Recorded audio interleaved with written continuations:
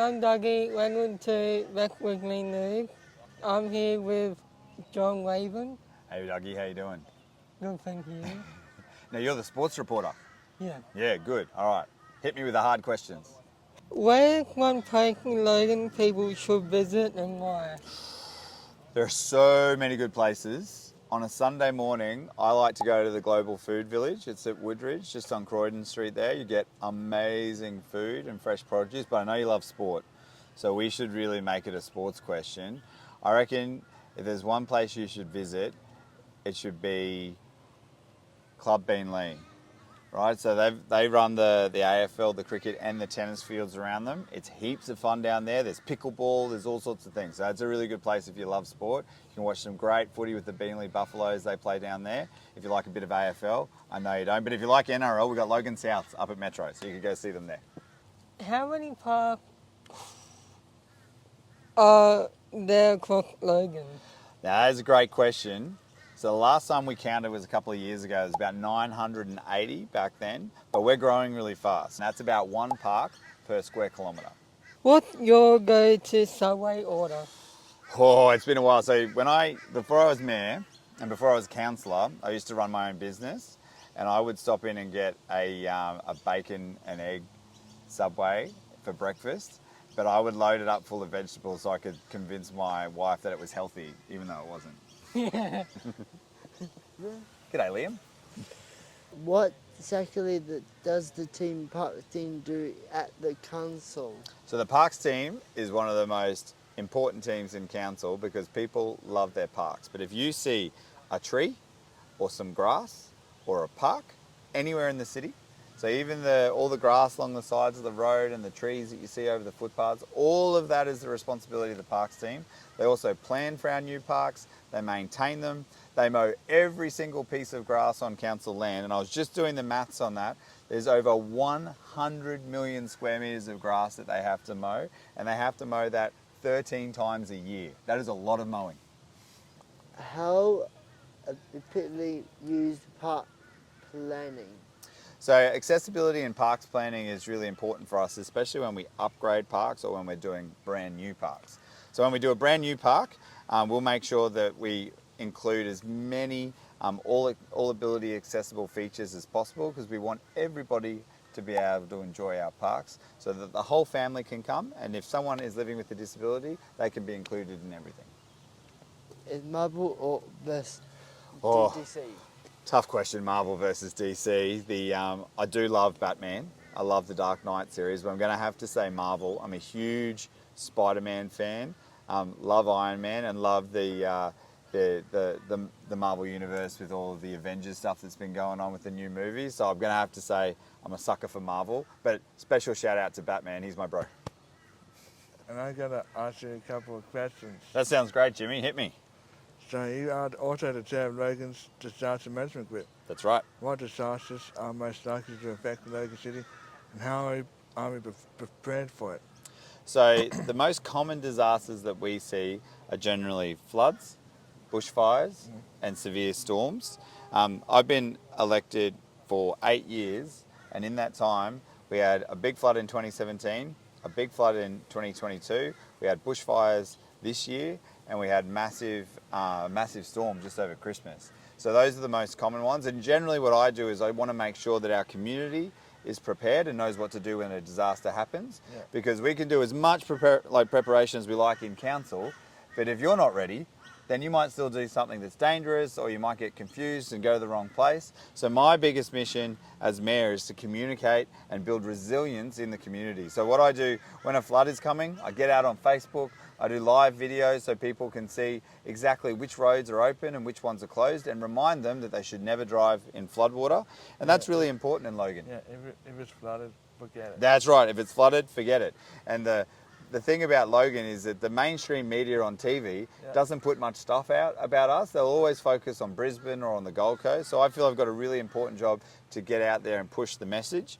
And we actually did a program recently with high school kids where we spoke to them about, what do you feel like when a disaster hits, and what can we do to help you?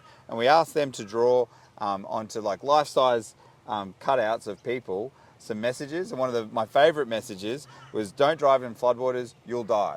It's a really clear message, and the only way to die in a flood is if you're in floodwater. And often it happens because people do something silly and they think, oh, I'll just drive through, and then disaster strikes. So the most important thing we do is prepare the community so they know what to do when we have a storm, a flood or a fire. Yeah, and be prepared for summer storms like upcoming summer season, That's right. because they're going to have really huge storms coming our way. Well, I've got to clean my gutters. Like, my gutters are still too full. It's a really important message to people, because if you don't clean your gutters, your ceiling floods when heavy rain comes. Yeah.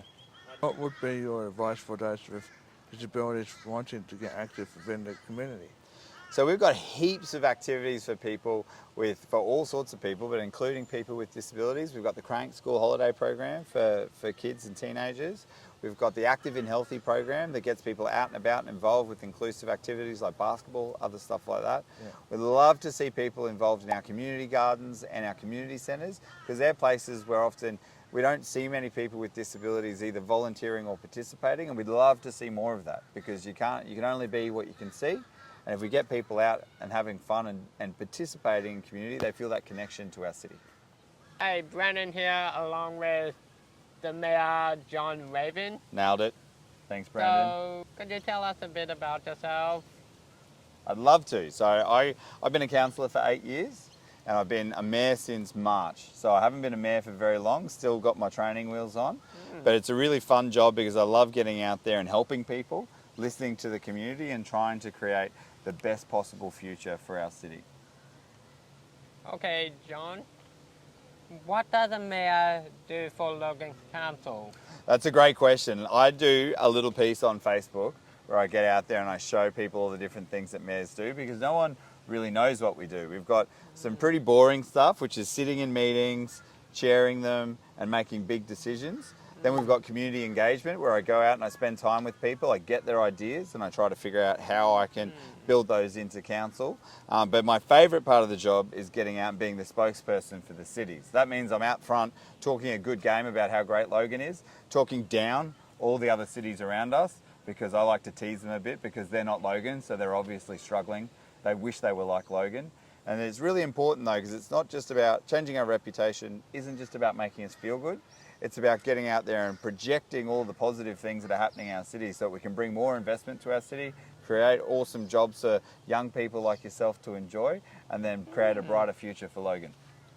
What issues do you feel affect people with disabilities in the Logan Council, and how do you alleviate the problems? So we have something called our Disability Action Plan, which is designed to help people who are living with disabilities be able to interact with council better. But the challenges that people with disabilities face is the same in Logan as it is in many places. It's mostly around accessibility and inclusion, to make sure that people feel as though that all of our public spaces are available for everyone to enjoy, not just for fully able people. And we also know that there's a bunch of, we're part of the Sunflower Initiative, which is sort of trying to draw attention to people who have hidden disabilities. Like, I am 13% disabled in my upper body because of a football injury I had in high school. And you wouldn't know that by looking at me, but every now and then there's things that I can't do the way that I would like to, because I'm not as strong in my arm. I've still got the same left arm that I had when I was 13 years old. So it's much shorter. And it's much weaker. So I can't do the same things that other people my age would be able to do with their left arm. And I'm left-handed, so it makes it a bit tricky for me. And that's something I live with every day, and I don't really talk about very much. And so when we're doing planning for people living with disabilities, it's not just about the disabilities you can see, but it's for people who have hidden disabilities as well, to make sure that our infrastructure, our buildings and our services mean that everybody can be involved and be included. What is the one park you should visit in Logan, and why? This park. So we're in Logan Gardens right now. It's awesome because it's got water play area, it's got a sensory area, it's got a brand new adventure playground that's accessible, friendly, but it won't hold the title of best park in Logan for very long, because we've just started construction on a new park in Waterford West. It's huge, and it's going to have an even bigger water play area. It's going to have Indigenous themed adventure playground, and because it's our newest park, it'll be our most inclusive park, because whenever we build new and upgrade, we try to make our new facilities as inclusive as they possibly can be. Oh, wow. In your opinion, What opportunities could park come for disabled? So opportunities for people who have disabilities in our parks, I would like them to be the same as everybody. So why do people come to parks? They come here for a bit of fun outside. They like to do walking tracks and they like to move around in the outdoors. They like to spend time with family and friends. They might like to cook up a barbecue, have a big party, play in the water. And so I would love that all those opportunities that people who are fully able is available to everybody. So that when they come to our parks, if you've got a family and there's one or two people living with disabilities, they shouldn't have to be excluded because of their disability. We want them to enjoy parks the exact same way that everybody does. Does the staircase go up or down? Oh, it does both. It depends on who's using it. But you know what the problem is with the staircase? People with wheelchairs can't use them. True. Well, thanks for the question, John. My pleasure, mate. It's great to meet you. And I'm a little bit jealous of your pipe.